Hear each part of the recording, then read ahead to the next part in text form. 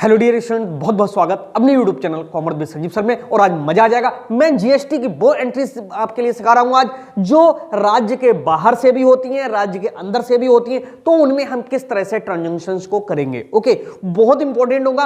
और एक चीज बता दें कि जो अंतरराज्यीय जो लेन देन होते हैं उसमें आईजीएसटी लगता है। और यहां पर थोड़ा सा ये समझना होगा कि जो हमारा सीजीएसटी होता है, एसजीएसटी होता है। सी का मतलब होता है सेंट्रल से और एस का मतलब होता है स्टेट से।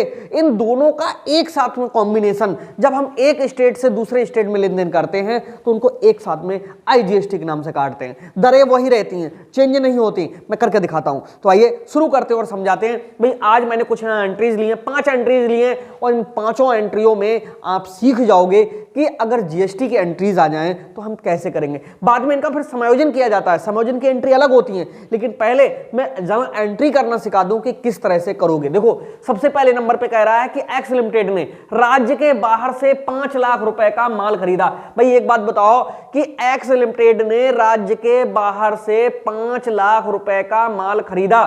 ठीक, इसमें कुछ लिखा हुआ है, किसी का नाम है नहीं है, इसका मतलब है कि नकद खरीदा है। ठीक है, और सीधे अगर यहां पर लिखा हुआ होता कि 5 लाख रुपए का माल खरीदा या 5 लाख रुपए का नकद, अगर हम शब्द जोड़ दें तो 5 लाख रुपए, यहां पर रुपए जुड़ता कि नगद माल खरीदा, तो किस तरह से इसकी जनरल एंट्री होती। ठीक है, तो भ्रमित मत हो जाना छोटी छोटी बातों पर। देखिए, पहली एंट्री, डेट मैंने जानबूझ करके नहीं डाली है, और general entries in the book साफ करके ऊपर छोड़ देंगे। देखो, जब हम माल परचेज कर रहे हैं तो एंट्री बनेगी जाकर के क्या, परचेज अकाउंट और डेबिट। भाई परचेज कर रहे हैं तो जाहिर सी बात है कि परचेज अकाउंट क्या होगा, डेबिट होगा। अब परचेज अकाउंट तो डेबिट होगा, लेकिन साथ में इसका जब पेमेंट होगा तो क्या होगा, टू बैंक अकाउंट। नरेशन में लिखेंगे being goods purchased by cash. ठीक है, इस तरह से करेंगे। अब यहां पर जो 5 लाख रुपए का हम नकद माल खरीद रहे हैं, तो माल तो खरीद रहे हैं कितने लाख का, 5 लाख रुपए का, लेकिन इस पर आईजीएसटी लगना है। और आईजीएसटी में यहां पर थोड़ा सा एक चीज और बता दूं कि इस क्वेश्चन के लिए, पूरी क्वेश्चन के लिए दरें यहां पर निर्धारित हैं सीजीएसटी,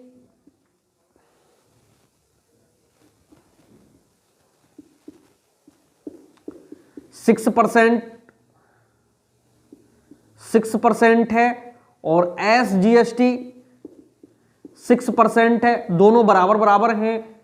ठीक है, तो किस तरह से आप एंट्री करोगे, तो यहां पर निकल करके आएगा, इनपुट और आउटपुट करके भी टीचर डलवाते हैं। तो यहां पर क्या लिखा जाएगा, यहां पर आईजीएसटी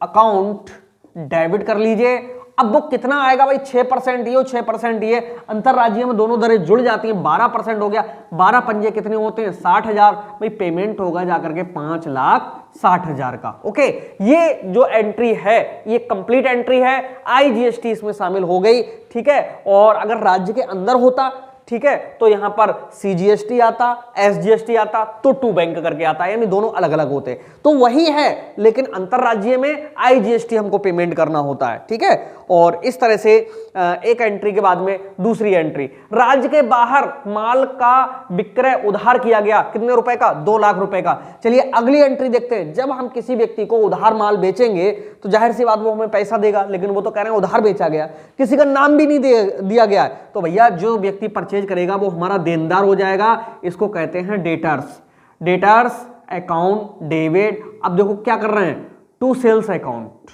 ठीक है, और to IGST account. Okay, narration में लिखेंगे बीइंग गुड्स सोल्ड, यहां पर लिख सकते हैं इंटर स्टेट है ये। तो कितने अमाउंट पड़ेंगे, देखो माल तो हमने बेचा है कितने रुपए का, केवल 2 लाख रुपए का।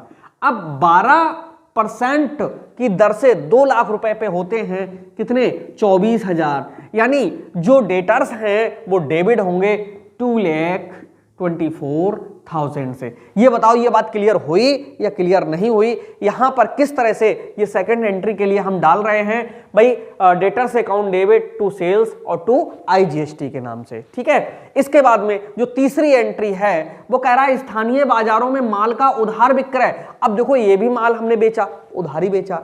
अगर स्थानीय बाजार में हम माल को बेच रहे हैं तो क्या होगा? देखिए तीसरे नंबर पे फिर से आ जाता है, फिर जिस व्यक्ति ने खरीदा है उसका नाम दिया हुआ नहीं है, तो सीधे एंट्री आएगी debtors account debit to sales account. अब भाई स्थानीय बाजार का मतलब है कि राज्य के अंदर अंदर बिक्री हो रही, तो यहां पर to sales account to CGST account to SGST account, ठीक। नरेशन में लिखेंगे बीइंग गुड्स सोल्ड। ओके, कितने रुपए पड़ेंगे देख लेते हैं, बिल्कुल निकाल लेंगे। भाई कितने रुपए का स्थानीय बाजार में माल बेचा है हमने? 1.5 लाख रुपए का।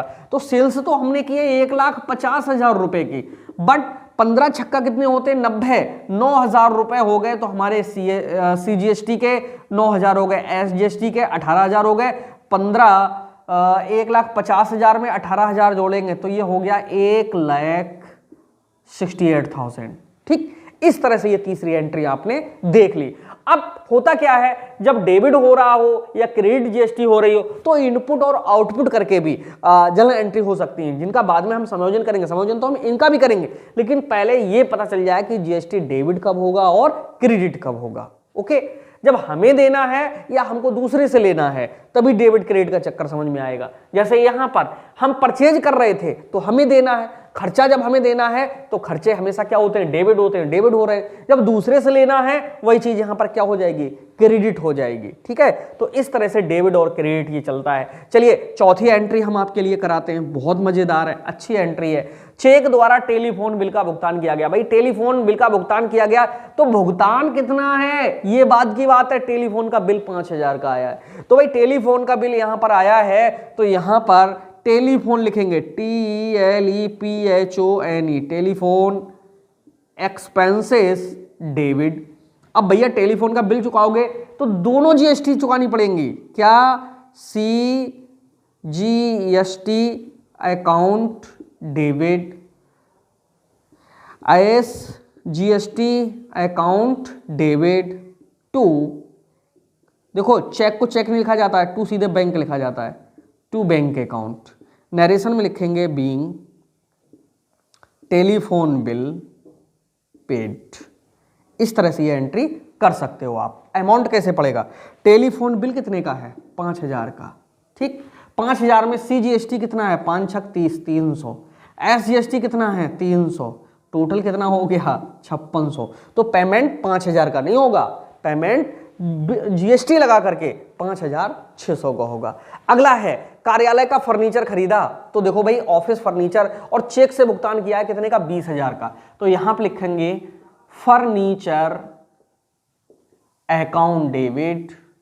अब हम खरीद रहे हैं तो जाहिर सी बात है हमको जीएसटी पे करना पड़ेगा, तो furniture account debit CGST account debit, SGST account debit और टू बैंक अकाउंट, तब फर्नीचर मिलेगा।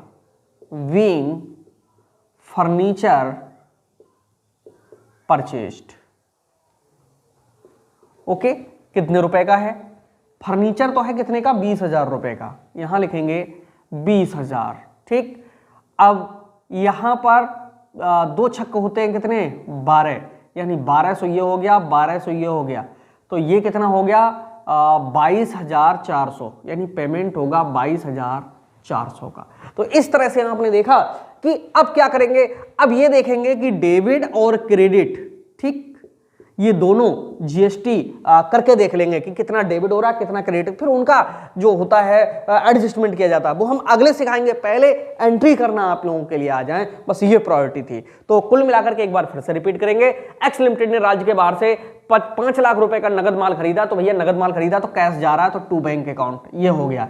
लेकिन आया कैसे? परचेज अकाउंट डेबिट होता है, टू बैंक होता है। अब इसमें आईजीएसटी और लग जाएगा, ठीक है, तो 60,000, 12 पंजे 60,000। डेटर्स हैं हमारे कितने 2,24,000 के किस तरह से आए हैं, हमने माल बेचा है तो टू सेल्स अकाउंट, सेल्स हमने किया है कितने का 2 लाख का, 12% के हिसाब से 12 दूनी 24,000, ये बढ़ गया पेमेंट तो कितना 2,24,000 रुपए डेटर्स हो गए, उधार है ये। अब हम स्थानीय मार्केट में बेच रहे हैं तब भी जैसे डेटर्स यहां डेबिट हुआ तो यहां पर भी डेबिट होगा, लेकिन यहां पर IGST लगा, लेकिन यहां पर जब लोकल है तो CGST और SGST। बस इन दो एंट्रीज को जिसने समझ लिया, समझ लो बहुत कुछ GST का पार्ट उसके समझ में आ जाएगा। टेलीफोन एक्सपेंसेस हम पे कर रहे हैं तो बिल 5,000 का, लेकिन भैया 5,000 के बिल को जब पे करोगे तो साथ में आपको टैक्स भी तो देना पड़ेगा। तो टेलीफोन एक्सपेंसेस डेबिट, भाई इतना तो तुमने टेलीफोन का बिल खर्च कर लिया है, ठीक। अब इस पे ये GST और ये GST दोनों मिलाकर के 5600 का पेमेंट होगा। इसी तरह से तुम फर्नीचर तो 20,000 का ले रहे हो, लेकिन उसका पेमेंट 22,400 इसलिए करना पड़ रहा है क्योंकि 6% ये लगा हुआ है और 6% ये लगा हुआ है, तो इस तरह से ये कितना 12% हो गया। तो 12 दूनी कितने होते हैं 2400 होते हैं। इस तरह से ये जनरल एंट्री थी, और अगले जो वीडियो मिलेंगे उनमें हम पूरा इसका एडजस्टमेंट भी करना आपके लिए सिखा देंगे। तो कैसा लगा ये वीडियो जरूर लिखिए, मिलते हैं नेक्स्ट वीडियो में, तब तक के लिए बाय बाय।